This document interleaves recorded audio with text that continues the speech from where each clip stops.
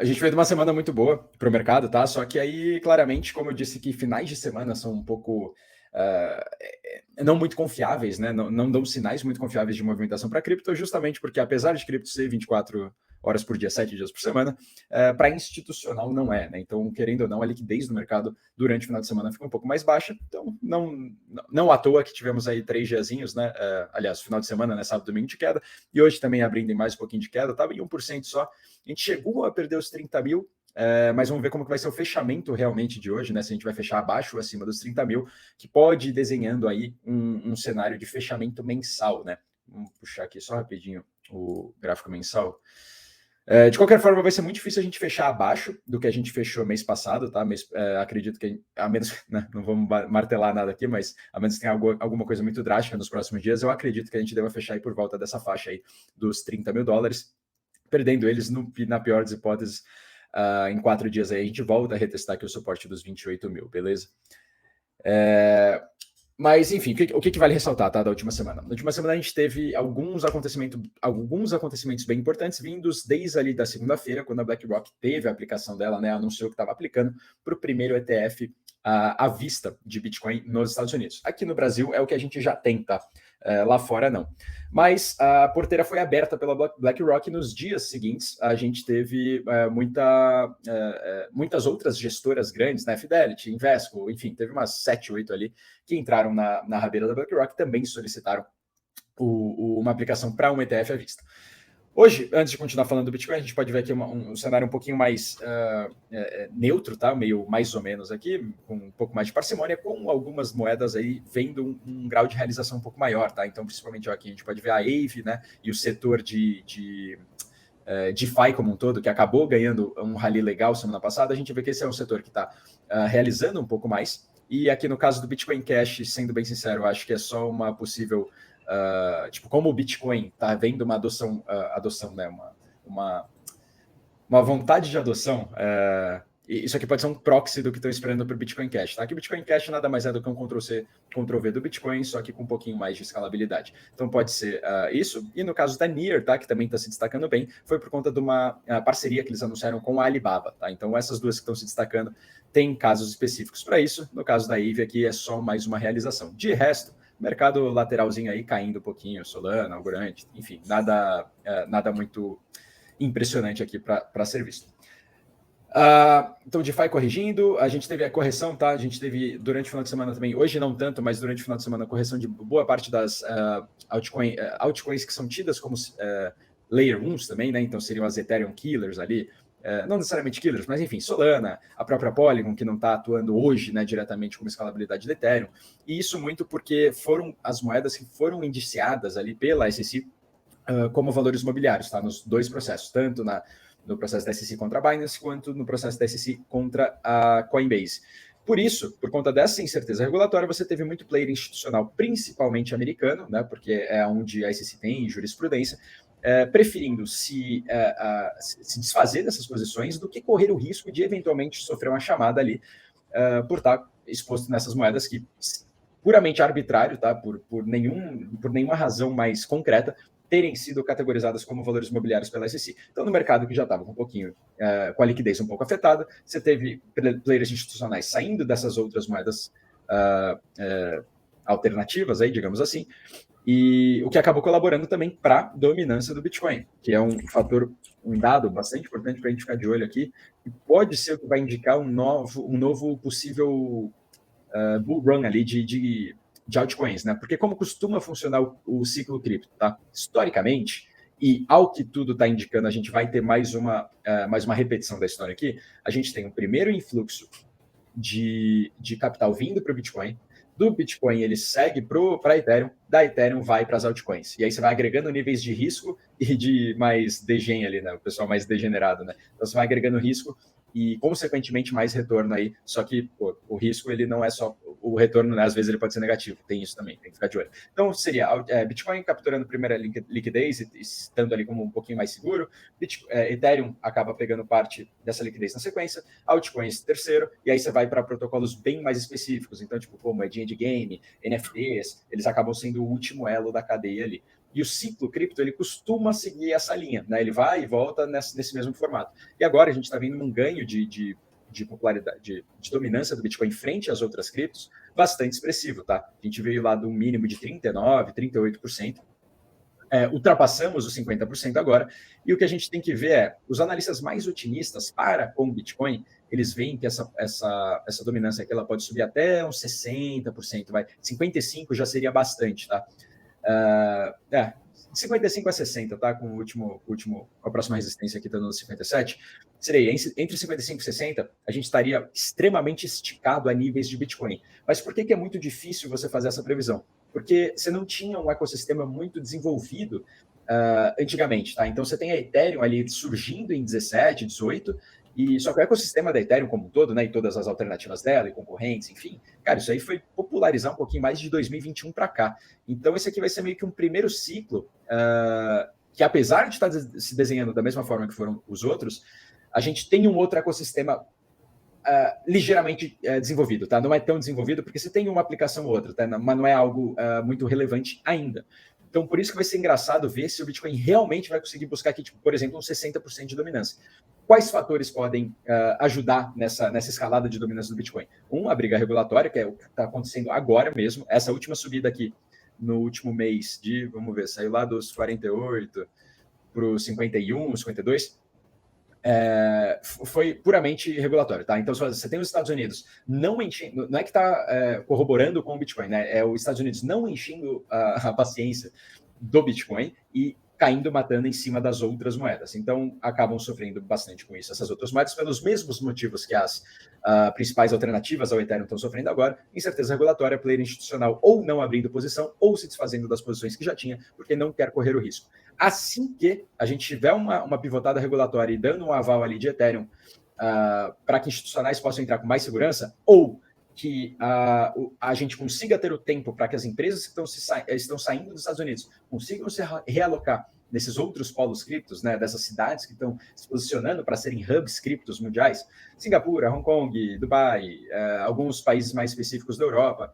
Assim que essas empresas tiverem uma realocação e um posicionamento mais certeiro, né, porque isso está acontecendo agora, falta a cimentada ali de que essas cidades realmente vão se posicionar como hub cripto, aí sim a gente vai ter um cenário macro dentro de cripto para que essa dominância do Bitcoin volte a dar uma caída e esse dinheiro volte a fluir para as outras moedas, tá? Até lá, vamos já aproveitar e puxar o gráfico da Ethereum aqui. Até lá, eu acho que a gente vai ficar ainda com a Ethereum perdendo participação para o Bitcoin, tá? Na relação Ethereum-Bitcoin. E Bitcoin agora, apesar de já ter dado esse rally mais alto, continua sendo uma aposta um pouquinho mais safe, né? Um pouquinho mais tranquila no curto prazo, para quem, por exemplo, não tem exposição nenhuma, tá? Para quem quer correr um pouquinho mais de risco, eu já acredito que a Ethereum também esteja num ponto bastante interessante. Sabendo, desde que você saiba que você está correndo esse risco regulatório, a Ethereum está num patamar bastante interessante, porque está resistindo bem aqui também na resistência dos $2.000, tá? Ficou preso aqui nos 1920, 1930, mas o número chave mesmo aqui acaba sendo os $2.000, porque o número redondo, tem aquela toda questão psicológica também. E é um grande patamar. O que é bom de observar daqui, tá? É que apesar de tudo que está acontecendo com a Ethereum, incerteza regulatória, Bitcoin ganhando dominância frente a ela ainda está se mantendo próximo desse patamar dos $2.000, tá? Então, Bitcoin apresentando sinais de fraqueza dele ali. Não fraqueza, mas não rompendo os $30.000 com tanta convicção. 31, desculpa, 30 mil rompeu e manteve. Não rompendo os $31.000 com tanta convicção ainda, e a Ethereum se mantendo da mesma forma, eu fico bastante otimista para a Ethereum nesse ponto, tá? E, enfim, quem quer agregar um pouquinho mais de risco, acredito que a Ethereum está num excelente patamar, o que não quer dizer que não possa cair mais, tá? Deixando isso bem claro. Deixa eu ver se eu pulei algum...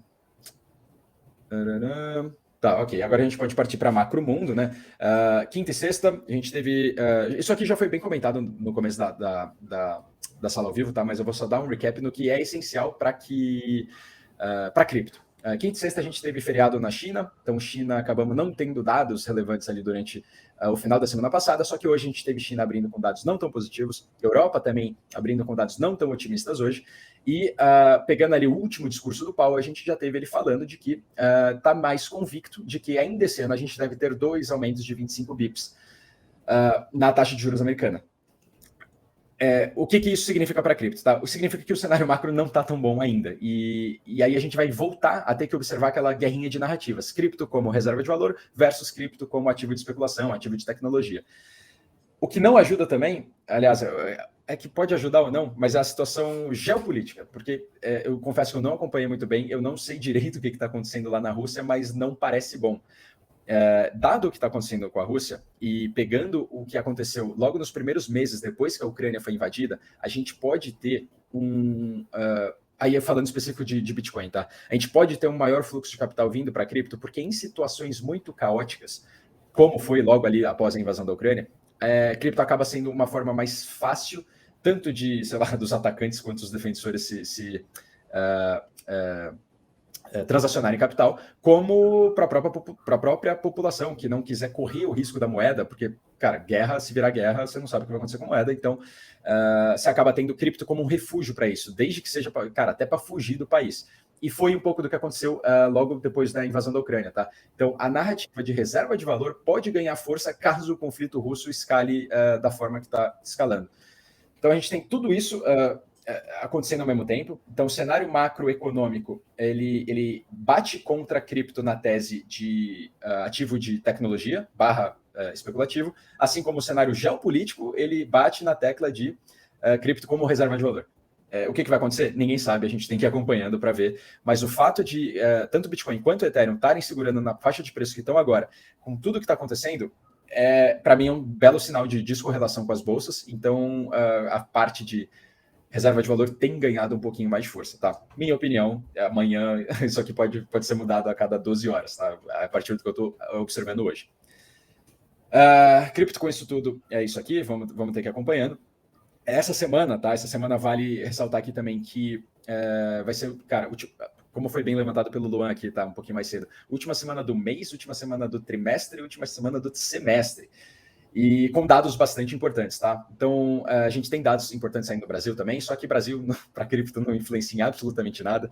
Então, o que a gente precisa ficar de olho principalmente quarta-feira, tá? Vai ter mais um discurso do Jerome Powell. Então, ficar de olho nesses próximos dias que eu vou falar para um eventual aumento de volatilidade, tá? Então, quarta-feira, discurso do Jerome Powell. Quinta-feira vai sair CPI lá da Alemanha, PIB dos Estados Unidos, dados de emprego e consumo também dos Estados Unidos, PMI da China e sexta, PCI dos Estados Unidos. Então, cara, quarta, quinta e sexta, a depender do que sair nesses dados, a gente tem um cenário pintado aí para um aumento de volatilidade. Então, o que eu estou falando agora de Bitcoin e Ethereum estarem segurando nessa zona de preços, pode ser que não dure tão bem assim até quarta, quinta e sexta, tá? Ainda mais por ser fechamento de mês. Resumo geral das coisas todas, estou mais otimista, tá? Estou otimista com a performance de cripto agora, ainda tendo o que está acontecendo ao redor do mundo. Então, acho que fui meio prolixo aqui, mas é isso aí. Calendário econômico já falei, quarta, quinta e sexta principalmente. Sabe o que é o mais legal? Só para...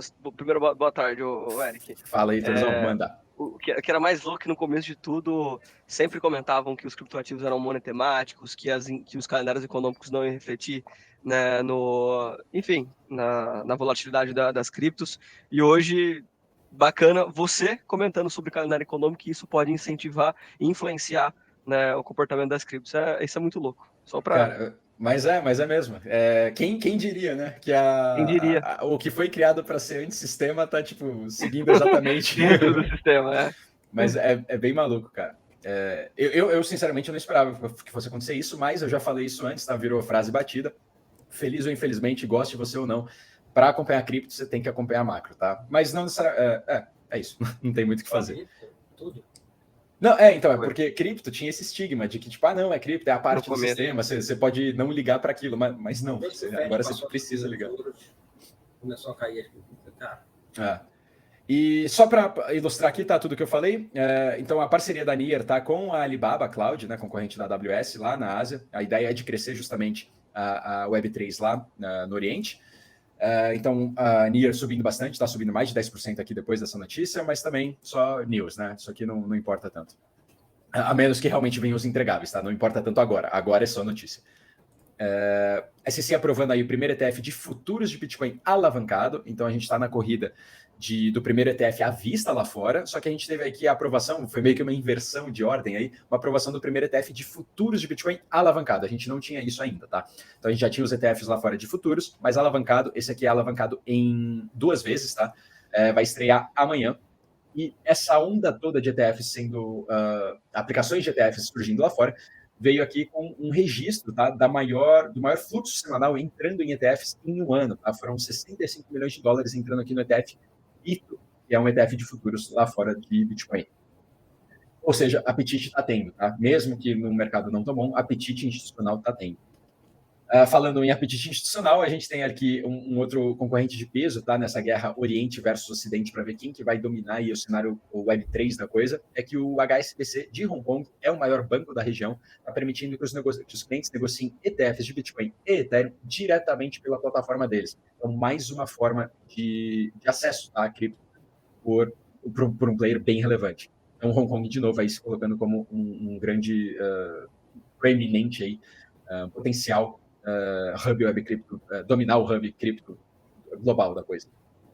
Em adoção crescendo, significa que também está crescendo em menor velocidade, obviamente, na parte cripto da coisa, que a gente tem na Lightning Network, que é tida como uma segunda camada do Bitcoin, que é para você fazer suas movimentações de forma mais barata e mais rápida, também atingindo uma alta histórica, tá? Então, essa adoção da Lightning é muito baixa, tá? Deveria ser muito maior para que ela fosse, de fato, mais user-friendly, assim, num quesito de o varejo conseguir usar isso diariamente, tá? Ela é muito pouco utilizada. Para vocês terem ideia disso, a gente teve aqui o novo recorde de bitcoins travados dentro dela são de 5.600, né? A gente está caminhando para 6 mil bitcoins. Cara, para isso aqui ter algum tipo de utilidade mundial, assim, é bom que está crescendo, tá? Eu acredito que a Lightning seja uma solução um pouco mais prática para o que o Bitcoin foi criado para fazer. Ainda mais com a rede principal do Bitcoin ficando mais travada ali com essas coisas de ordinals, e, enfim, goste ou não, tá gerando demanda pelo Bitcoin na rede principal, a Lightning ela tem muito a crescer, tá? A gente queria ver isso aqui por pelo menos 50 mil, 100 mil Bitcoins lá dentro, que aí sim a gente teria uma adoção muito mais representativa aqui, tá? Mas enfim, tá aumentando também a adoção no lado Web3 da coisa. JP Morgan também, já faz tempo que eles estão comendo pelas beiradas ali, só que no lado de infraestrutura de blockchain, não tanto de cripto, mas estão aqui com a JPM Coin deles, que vai ser a forma que eles vão ter de realizar transações via blockchain com parceiros dele, justamente para transações em euro, tá? Então vai ser uma transação em euro via JPM Coin via blockchain. A grande questão daqui é uma infraestrutura um pouco mais eficiente, de forma que vai fazer com que os parceiros dele, ou enfim, as pessoas que resolvam ingressar nessa rede, consigam negociar euros fora do horário de expediente normal, né? Então, inclusive finais de semana. Então, essa é uma grande vantagem aí da blockchain também. Então, JP Morgan, mais um nome institucional grande aí se rendendo à infraestrutura da blockchain. Japão, ali, agora um outro nome que não estava sendo muito comentado aqui a nível institucional, né, a nível Oriente versus Ocidente, eles aliviaram, né? Eles tiveram um alívio fiscal bastante grande para traders, para emissores de criptomoedas. Então, antes, emissores de criptomoedas, eles tinham que pagar uma taxa de 30% sobre o lucro não realizado das moedas que eles mantinham em caixa após a emissão delas. Então, acabava não gerando muito incentivo para que isso acontecesse no Japão, e agora eles cortaram essa taxa, tá? Então, os emissores agora eles têm algumas regras para seguir, então eles não podem sair despejando essas moedas depois de serem emitidas, porém, apesar de ter que segurar elas por X tempo, eles não precisam mais pagar esse lucro essa taxa em cima de lucro não realizado. Então, mais um nome aqui, Japão entrando na briguinha. Itália, só mais um país, tá? Que também, dentre os vários que estão caminhando para desenvolver sua própria CBDC, está aqui com um projeto piloto de moeda digital do Banco Central próprio deles, tá? Está surgindo esse piloto aí com 18 bancos italianos. Então, mais um, né? Então, não tem mais volta aqui, assim como a gente tem o real digital, real tokenizado, aliás. Binance, a dor de cabeça da Binance não acaba, mais um regulador financeiro aí, agora a Bélgica, tá falando para que eles interrompam todos os serviços que estão oferecendo lá. Então, semana passada teve, acho que era França, Estados Unidos já está nessa briga faz tempo, então mais um. E para quem está mais nerd aí dentro do mundo cripto da coisa, a gente tem a Optimism, que é uma segunda camada da Ethereum, aqui está só traduzido, tá? Optimismo aqui é Optimism, mudando o nome dela para OP Mainnet, então seria a rede principal da OP. Por que eles estão fazendo isso? Porque a visão deles de futuro é que a Optimus sirva para a criação de várias outras redes. Então eles não querem ser vistos como uma única rede, né? Eles não querem ser vistos como a OP, como a Optimus, mas sim a rede principal da OP, que vai ter várias mini-redes OP embaixo delas. Então tem um software kit lá, um kit de desenvolvimento de software que chama OP Stack, que é oferecido pela Optimus, que ajuda pessoas a construírem essas outras redes. Então eles querem ser vistos como a rede mãe de todas essas outras redes que vão poder ser construídas via OP Stack. Ficou muito abstrato, se ficou muito confuso, não precisem que eu vou falar mais disso nas próximas semanas. De resumo geral de cripto é isso. Deixa eu dar uma olhadinha aqui. Não temos perguntas. Mais um abraço aí. Paulo Washington e Ricardo Cunha. Temos 277 likes, então vou passar aqui a bola para o Heitor, torcendo para que quando ele sair que a gente tenha passado dos 300. Um abraço, bom almoço a todos e até amanhã.